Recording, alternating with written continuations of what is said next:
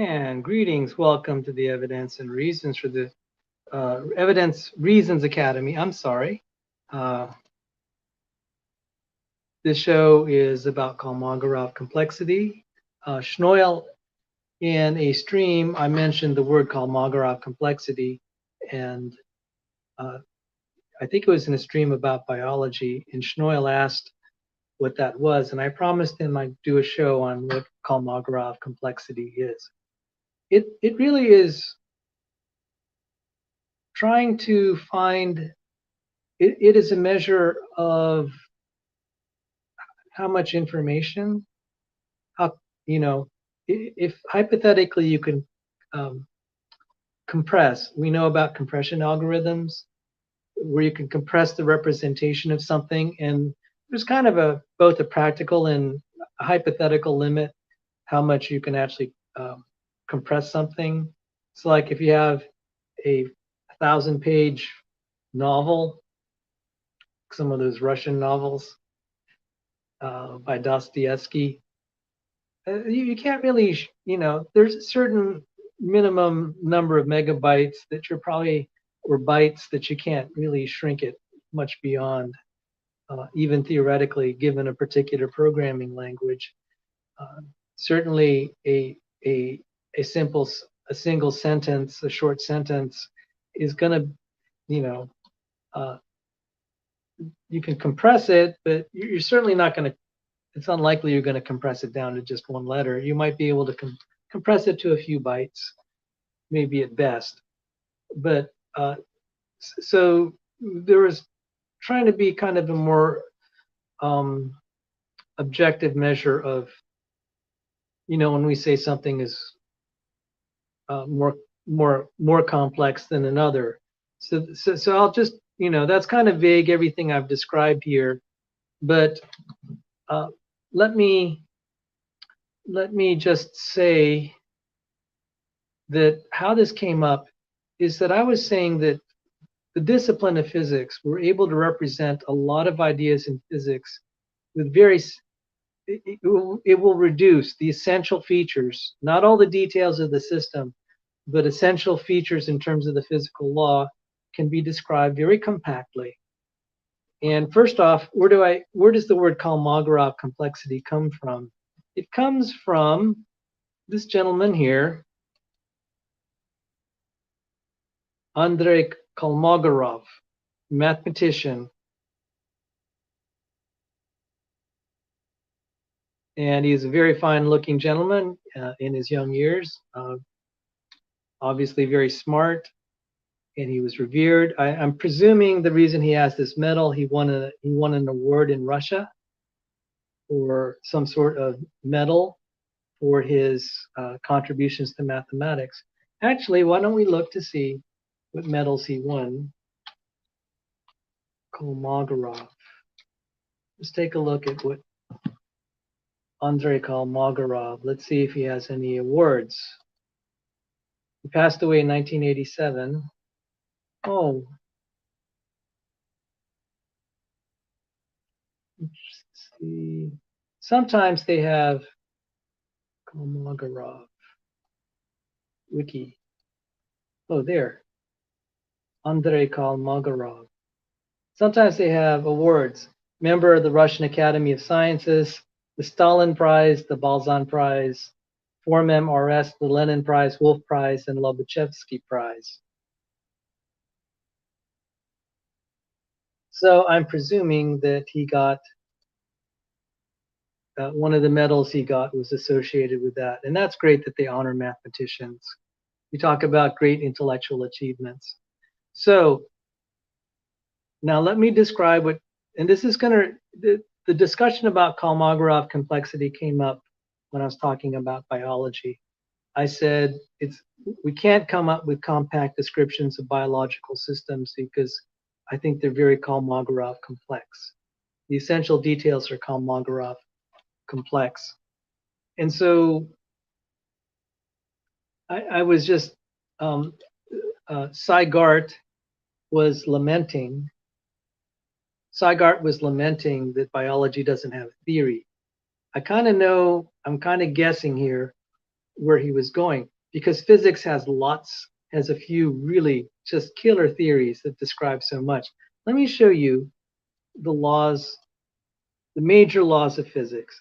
We can do so much physics, not all, but I mean, with just these 5 equations, we could do most of the physics that engineers use. And we can describe a lot of the universe with these 5 laws of nature, and they're described mathematically. And when I was in graduate school, I had to study these 5 pillars of physics. And I'm still studying them. And people can spend a lifetime, particularly, let's say, with electrodynamics, just studying how those equations express themselves. And that may sound shocking. So a lot of times you have just kind of a general solution, but then when you have to solve like the solution for a particular system with a lot of particles, it's really rough. And practically speaking, some systems are what we call intractable. Even though in principle, if we had infinite computational capability, we could pump it through these second order differential equations. These are second order differential equations here. Second order partial differential equations. And that actually makes it somewhat more tractable. But practically speaking, it can still get just prohibitively difficult with real systems. But still, we generally assume that these will describe most things. And I think Seigart was kind of lamenting we don't have anything like that for biology. Though there have been attempts to describe biology with a simple equation, like, say, Fisher's fundamental theorem of natural selection. He thought that was the thermodynamics, like the second law of thermodynamics for biology. It turned out that that was a total misfire. It doesn't give you really anything meaningful as far as the evolution of complexity or questions that are on the minds of a lot of people. It's certainly, and I published a paper on Fisher's fundamental theorem, and in the process, I said this is, as far as math goes, it's an interesting theorem, but as far as biology goes, it's a nothing theorem. And that was the conclusion of my colleagues, and we published in a Springer Nature reference work to that effect. And so then we're just saying, I was pondering Seigart's words, and I think I've come to the conclusion biology is too complicated to be simply described like physical systems, like the way we try to apply the laws of physics. To describe things, we cannot capture it compactly like physics, because there are aspects of physical systems that can't be reduced to the laws. Now, that might sound heretical. So let's look at a car. The car will obey pretty much all of these laws of physics. So the car is governed by these laws of physics. I mean, you probably won't use general relativity. Some parts, like the computerized parts or anything chemical, would need quantum mechanics. Statistical mechanics kind of helps, like with the heating, air conditioning, any of the heat and efficiency issues for energy. The electrodynamics would work for the alternator and motors or in the electrical system, and then Hamiltonian's mechanics will just deal with kind of, the mechanical aspects and the motion of the car. But if I just gave you this, it's not enough to describe all the details of the car, obviously. That's why you have blueprints, you have details. You can't just start from these equations. So, the idea is we wanted to have a very reductive theory where we could boil down kind of the essentials. It would be the laws of physics, but it's still an incomplete description. So we could also say these laws describe biology kind of in a reduced way, but it's still an incomplete description. You would need more. And so it would have been nice if we could have just had one formula that would describe how biology works and how it evolves. That's not going to happen any more than we can come up with one formula that will describe a car, even though it's described it's governed by these laws of physics. So the laws of physics are compact. We we would say it's algorithmically simple. It's Kolmogorov, quote unquote, simple. And so this raises the question, what does it mean to be Kolmogorov complex? So why don't I just read, rather than get in trouble, why don't I just read the Wikipedia entry? The first paragraph is easy enough. The next just goes into really just esoteric stuff that is just beyond me. It says Kolmogorov complexity. In algorithmic information theory, a subfield of computer science and mathematics, the Kolmogorov complexity of an object, such as a piece of text, is the length of a shortest computer program in a predetermined programming language that produces the object as output. It is a measure of the computational resources needed to specify the object and is also known as algorithmic complexity, Solomonov, Kolmogorov-Chaitin complexity, program size complexity, descriptive complexity, or algorithmic entropy. It is named after Andrei Kolmogorov, who first published on the subject in 1963. And just for completeness, to see how this goes into the netherworlds of mathematics, I'll just read the next paragraph. I don't understand it. The notion of Kolmogorov complexity can be used to state and prove impossibility results akin to Cantor's diagonal argument, Gödel's incompleteness theorem, and Turing's halting problem. In particular, no program P computing a lower bound for each text Kolmogorov complexity can return a value essentially larger than P's own length. See section on Chaitin's incompleteness theorem. Hence, no single program can compute the exact Kolmogorov complexity for infinitely many texts. All right, I didn't understand that second paragraph, but I hope the first paragraph is somewhat helpful. As an illustration, I'm going to do a live experiment here. I have a picture I'm going to bring up. One moment.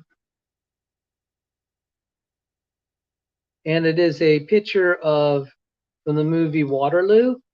It's one of my favorite. It's just a beautiful. It's a dance here. Let me show you. So this is just the Microsoft Paint. This is a representation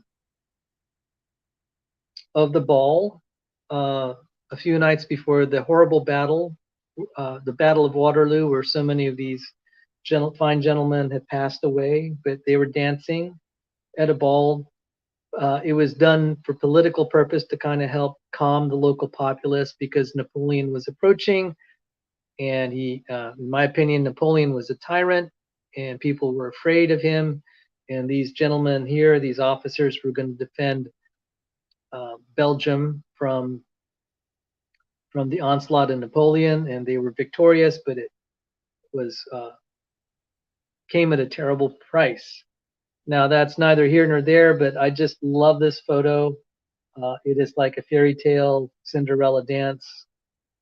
It's very poignant because kind of this beautiful fairy tale kind of got shattered very quickly that very night when they found out Napoleon was a lot closer than they thought. So I'm going to save this. Let me look at the size of this file. One moment. You'll indulge me a little bit. Okay, so size of this file. Okay, let's look at the size of the file. Details.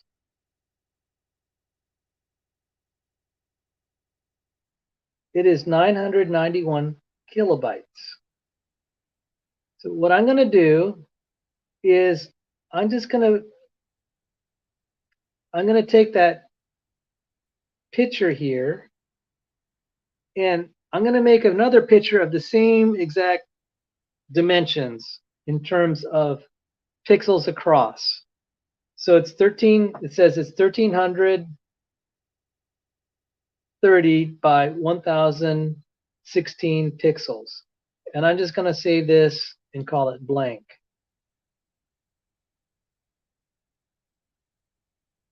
And now I'm also going to bring up another Microsoft Paint instance. Where is that? Okay. And I'm going to just verify that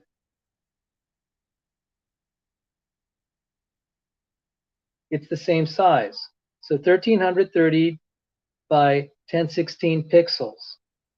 And this one is 1300 by 1016 pixels. Now let's look at the difference if the representation is the same. And I could have egg all over my face here, trying to do this. So please bear with me.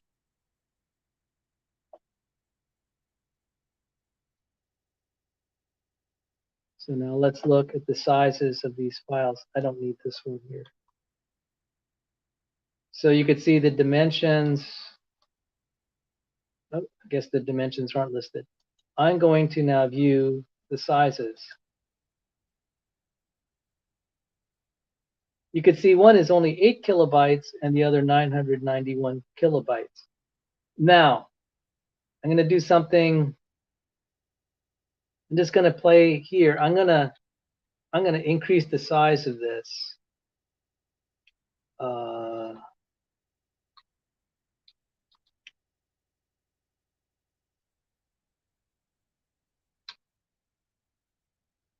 I'm going to resize, and I'm going to increase it by, I'm going to just make it twice as long and twice as high. So that's a factor of 4, I presume. And now I'm going to save it. And let's look at the size. It's 26. So it's not exactly, it's supposed to be 4 times larger, but it's not quite, because the compression algorithm was able to make it more compact. So that's what I'm trying to illustrate here.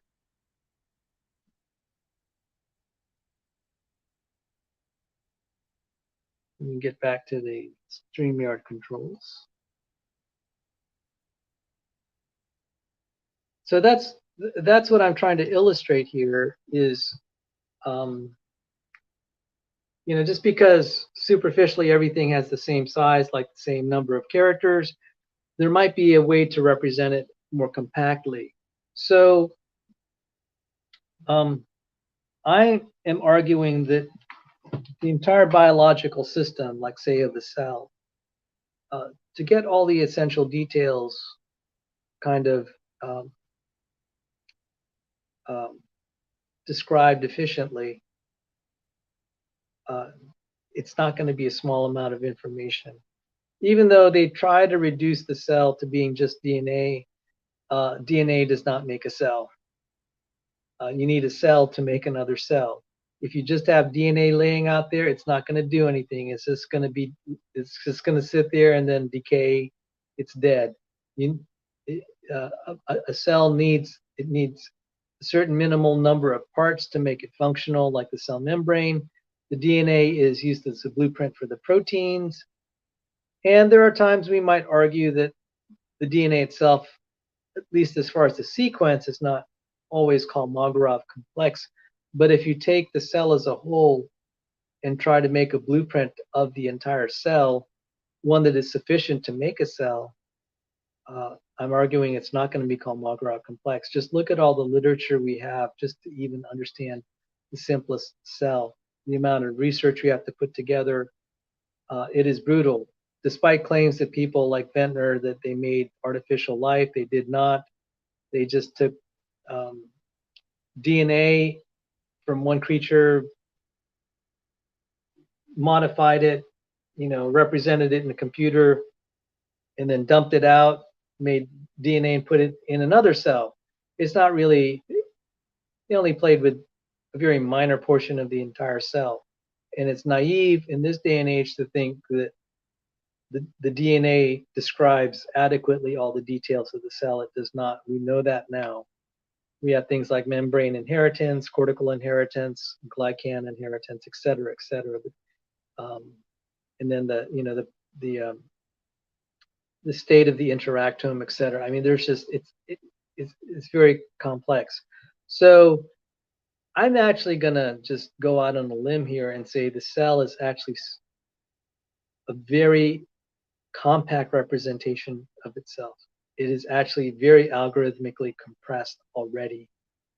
The information density is enormous, um, in terms of all the redundancy and capacities it has. It doesn't get much better than that. So that's a little bit of where I was headed. I hope there was some insights here as far as the meaning of algorithmic complexity or Kolmogorov complexity. So the laws of physics themselves, which we covered, one could obviously, do I have it? Yes. One could obviously represent it because it's just a very compact form. It's not very complex. It's very, I'm going to just kind of coin a word here or a phrase and say it's Kolmogorov simple. It's not very complex. And we talk about algorithmic complexity. The great physicist Rolf Landauer said the laws of physics are algorithmically or algorithmic or algorithmically compressible. The laws of physics are algorithmically compressible. That means you can describe the essential behavior as far as its law-like behavior in terms of these simple equations. That's beautiful. That makes science very powerful, that you can just have these simple laws that leads to repeatability and confirmation of predictions. And when you do experiments, that's great. And that's the glory of science, that you have all the repeatability because of the algorithmic compressibility of the laws of nature. So anyway, in algorithmic compressibility, we don't really use the word Kolmogorov compressibility, but it's kind of really the same thing in my opinion, because they're talking about algorithmic complexity. I'll say algorithmic compressibility. I'm going to just say Kolmogorov compressibility, although I don't think hardly anyone uses that particular phrase. So anyway, thank you for joining. And Shnoil, I hope you enjoyed the explanation. I did my best to explain it. I'm not an expert in it, but yeah, hopefully that's something to munch on. So take care, and God bless you all. Have a good day.